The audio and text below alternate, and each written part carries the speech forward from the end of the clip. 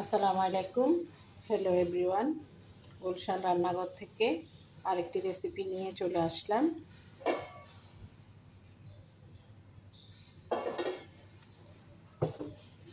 আজকে চিংড়ি মাছ দিয়ে কিভাবে করলা ভাজি করব সেটা আজকে দেখাবো। তো প্রথমে এখানে একটু পেঁয়াজ দিয়ে দিব।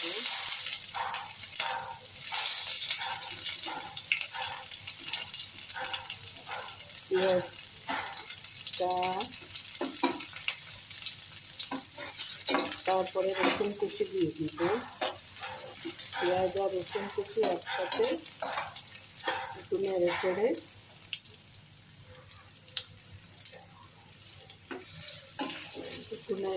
এটাকে হালকা বাদামি কালার করব।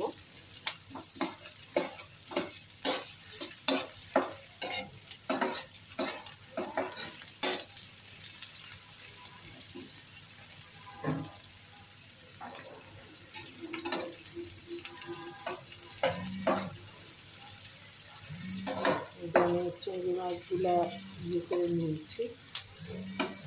চিংড়ি মাছ দিয়ে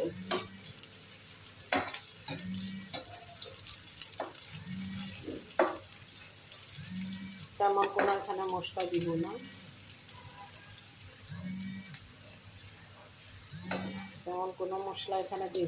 একদম হালকা মশলা দিয়ে এটা ইয়ে করবো। এখানে শুধু একটু হলুদ দেওয়া হবে আর কাঁচামরিচ, এর মধ্যে কাঁচামরিচ দিয়ে সুন্দর করে এটাকে একটু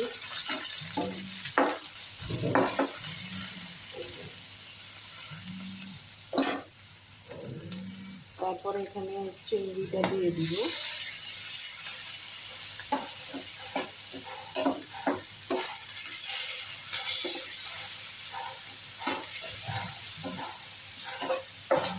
চিংড়িটা দিয়ে দেব, তারপরে করলাটা যেটা আমি আগেই কেটে রেখেছিলাম এই করলাটা দিয়ে দেব। কারণ চিংড়ি করলার মধ্যে একসাথে না দিলে চিংড়ি মাছটা আবার দেখা যাচ্ছে যে শক্ত হয়ে যাবে, এই জন্য দুইটা একসাথেই দিয়ে দিব।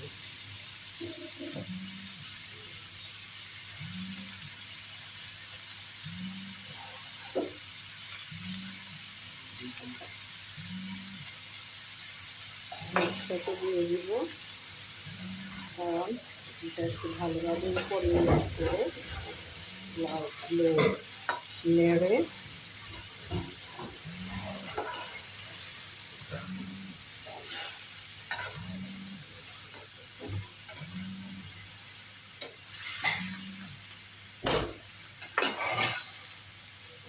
কারণ করলা ভাজি যদি ঢাকনা দিয়ে রাখে তাহলে তিতো বের হয়ে যায়। আর এই জন্য করলা ভাজিটা সবসময় একটু ঢাকনা ছাড়াই ভাজি করতে হবে। আর একটা বিষয় হলো যে করলা ভাজি দাঁড়ায় থাকি ভাজতে হয়। যদি অনেকক্ষণ চুলায় রেখে দেওয়া হয় তাহলে তখনও করলা ভাজির মধ্যে পিঠাটা বের হয়ে আসে। এই জন্য দাঁড়ায় থাকি সুন্দরভাবে রান্না করতে হবে।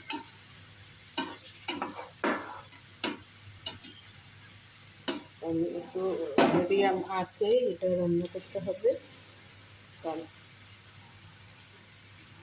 মিডিয়াম আছে রান্না করতে হবে। কারণ হলো এটা বেশি জাল দেওয়া যাবে না, আবার নিচে দিয়ে লেগে যেতে পারে, এই জন্য মিডিয়াম আছে রান্না করতে হবে। যারা এভাবে করলা ভাজি খেয়ে থাকেন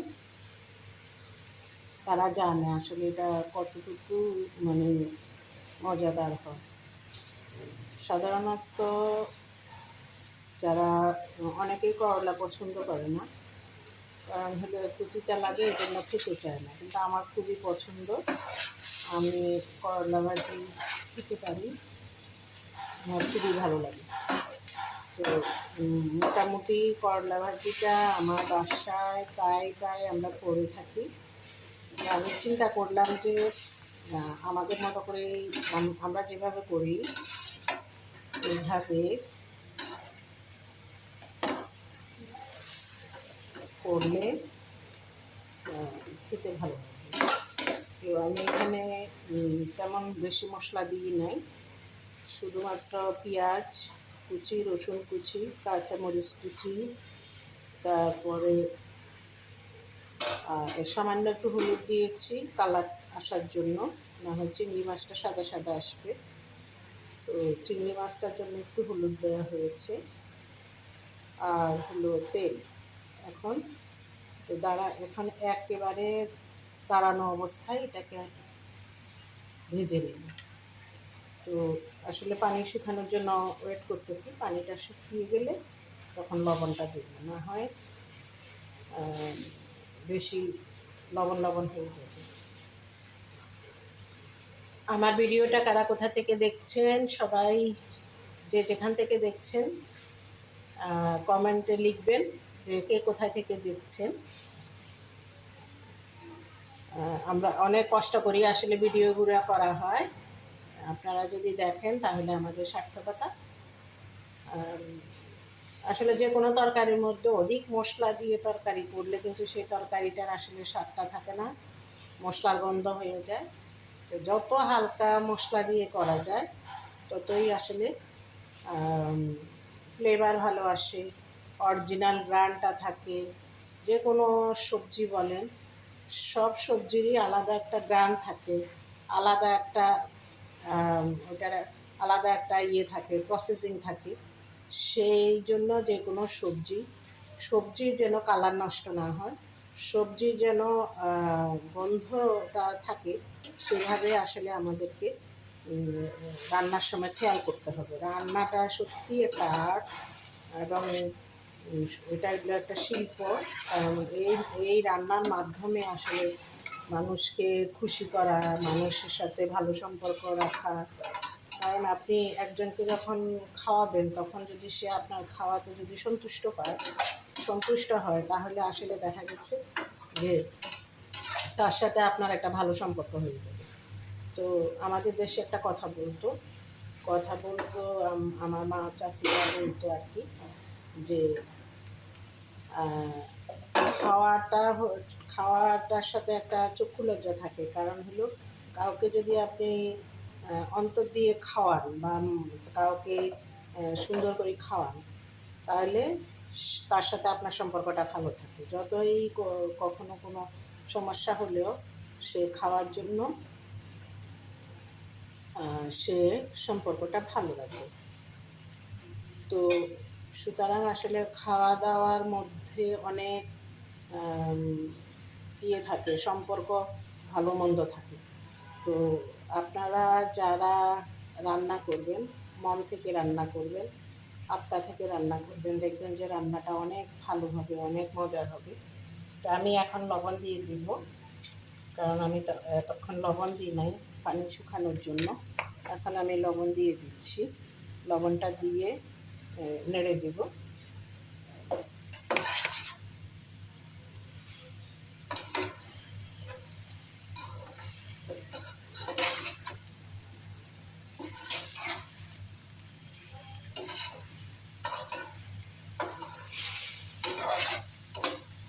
কারা কারা করলা ভাজি পছন্দ করেন সবাই কমেন্টে লিখবেন, কারা কারা করলা ভাজি পছন্দ করেন আমার মতো।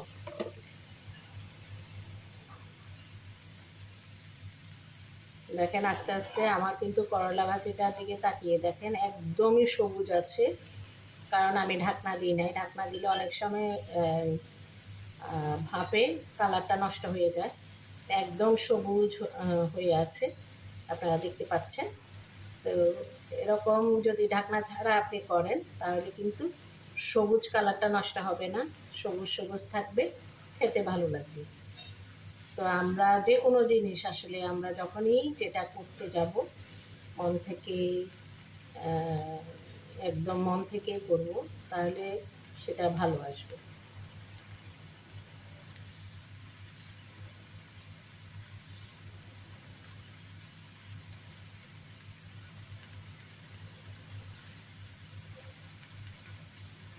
প্রায় হয়ে আসছে করলা ভাজিটা।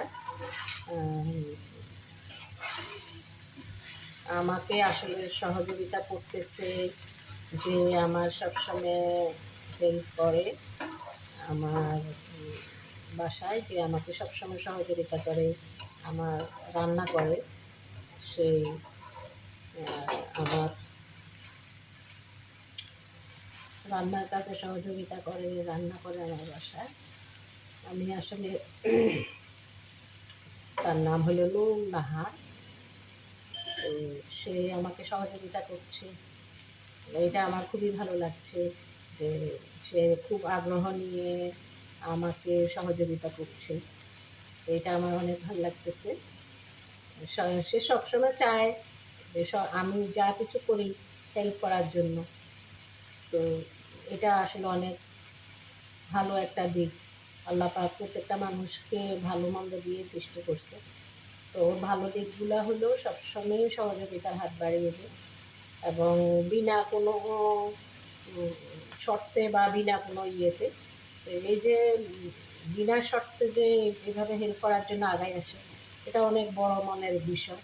আল্লাহ পাক সবাইকে অর্থ সম্পদ না দিলেও কিন্তু মনের দিক থেকে যে বড়, আমি মনে করি যে সেই আসলে বড়।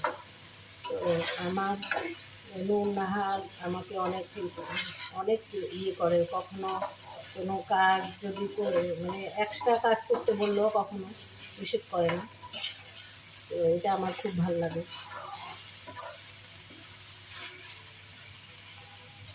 যে অনেকটা হয়ে আসছে, এখন একটু ঝরঝরা হলেই আমি করলা ভাজিটা নামিয়ে নেব এবং একটা ডিশে সার্ভ করব। সেই ডিশে যখন সার্ভ করব তখন দেখবেন যে একদম সবুজ আছে, সবুজটা সবুজ আছে, আর একটু হলুদের ইয়ে দেওয়ার কারণে যে ইয়েগুলা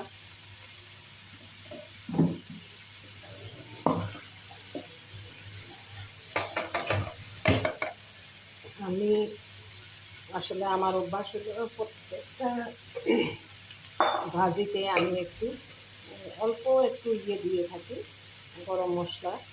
আমার ভালো লাগে।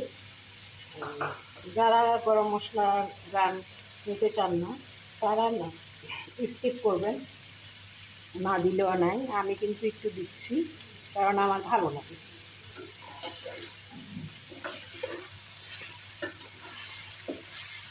দেখেন কত সুন্দর হয়েছে, কালারটা অনেক সুন্দর হয়েছে। আমি একদম কাছে থেকে দেখাচ্ছি, একদমই কড়াইয়ের সাথে লাগে না, ঝরঝরা হয়ে গেছে।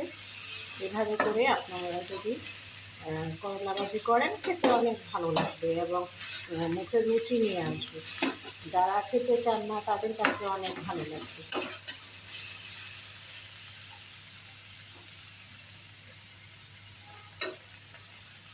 দেখেন একদম কাছে থেকে দেখাচ্ছি যে কালারটা অনেক সুন্দর আসছে,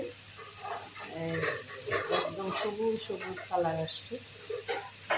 এইভাবে করে আপনারা করলা ভাজি ভেজে নেবেন, ইনশাল্লাহ ভালো লাগবে। আমার সার্ভিং বলে আমি এখন সার্ভ করব। আমার করলা ভাজিটা হয়ে গেছে, সার্ভ করে আপনাদেরকে দেখাবো যে কতটা সুন্দর হয়েছে।